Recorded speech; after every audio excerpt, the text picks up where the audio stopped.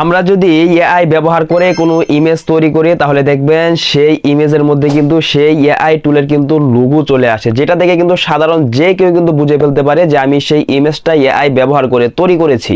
সেই AI image থেকে কিভাবে আপনারা যে এআই যে লোগোটা থাকে সেটাকে কিভাবে আপনারা ক্যাপকাট ব্যবহার করে সেই লোগোটাকে রিমুভ করবেন সেটাই কিন্তু দেখাবো আজকের এই ভিডিওতে।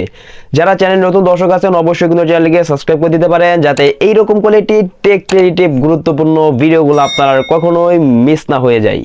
বন্ধুরা, সরাসরি চলে আসলাম মোবাইল স্ক্রিনে। আমাদেরকে এআই দিয়ে ইমেজ তৈরি করার পর সেই যে লোগোটা থাকে সেই লোগোটা রিমুভ করার জন্য আমাদেরকে সর্বপ্রথম আমাদের ফোন থেকে যে ক্যাপকাট আছে, আমরা আমাদের ফোন থেকে যে ক্যাপকাট আছে আমরা অবশ্যই আমাদের ফোন থেকে ক্যাপকাটে চলে যাব।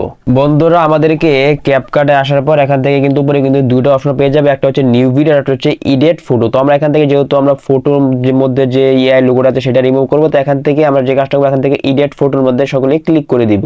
তাহলে আমাদের সামনে কিন্তু এরকম একটা ইন্টারফেস চলে আসবে, নিচে কিন্তু আমাদের গ্যালারিটা শো হয়ে যাবে। এবার এখান থেকে আমরা যেই ইমেজ থেকে যেই এআই ইমেজ থেকে আমরা আমাদের সেই লোগোটাকে রিমুভ করতে যাচ্ছি সকলে এখান থেকে সেই ইমেজটা সিলেক্ট করে দিব।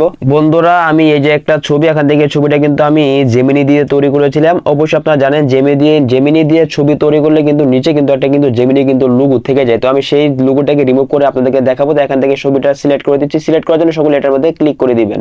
বন্ধুরা, আপনারা যখন ছবির মধ্যে ক্লিক করবেন তাহলে কিন্তু আপনাদের সেই ছবিটা কিন্তু এখানে চলে আসবে। এবার এখানে থেকে আমি আপনাদেরকে প্রথমে দেখিয়ে রাখি, এই যে দেখেন সকলে ভালো করে খেয়াল করেন, আমি আপনাদেরকে জুম করে দেখাচ্ছি। এই যে দেখেন এখানে কিন্তু জেমিনি একটা লোগো কিন্তু এখানে কিন্তু রয়ে গিয়েছে।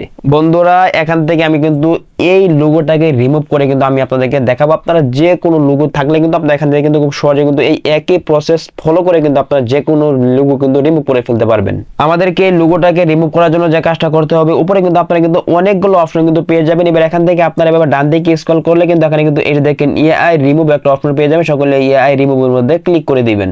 এবার এখান থেকে আমাদেরকে যে কাজটা করতে হবে, আমরা প্রথমে যে কাজটা করব এখান থেকে আমরা ছবিটাকে একটু জুম করে ছোট করে নিব। আপনার যদি এভাবে যদি কোনো দাগ টাগ যদি চলে আসে এখান থেকে যেটার মধ্যে ক্লিক করলে কিন্তু সেই পুনরায় দাগটা কিন্তু এভাবে কিন্তু চলে যাবে।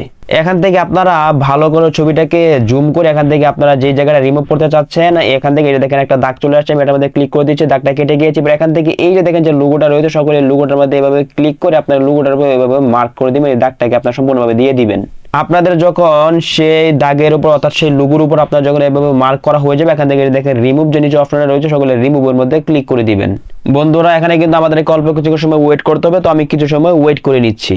বন্ধুরা, প্রায় 1 থেকে 2 মিনিট ওয়েট করার পর কিন্তু আমার কাজ কিন্তু কমপ্লিট করা হয়ে গিয়েছে। এবার এখানে দেখেন এখানে কিন্তু আমার কোনো কিন্তু লোগো নেই, ভালো করে খেয়াল করেন। এখানে কিন্তু আমার কিন্তু সেই জেমিনি কিন্তু লোগো ছিল, লোগোটা কিন্তু রিমুভ করে দিয়েছি এই ক্যাপকাট। আপনাদের যদি প্রথমবারে যদি ওরকমভাবে যদি ভালোভাবে যদি রিমুভ না হয় আপনারা পুনরায় আমি যেভাবে দেখিয়েছি এভাবে আপনারা মার্ক করে এখান থেকে রিমুভের মধ্যে ক্লিক করে দিবেন, তাহলে কিন্তু আবার কিন্তু সুন্দরভাবে কিন্তু রিমুভ হয়ে যাবে। এইভাবে আপনারা ছবির থেকে যে যে জায়গার মধ্যে যেই কিছু রিমুভ করতে চাচ্ছেন সেটা সেভাবে করে এখান থেকে দেখেন টিক মার্ক আছে সকলে টিক মার্কের মধ্যে ক্লিক করে দিবেন।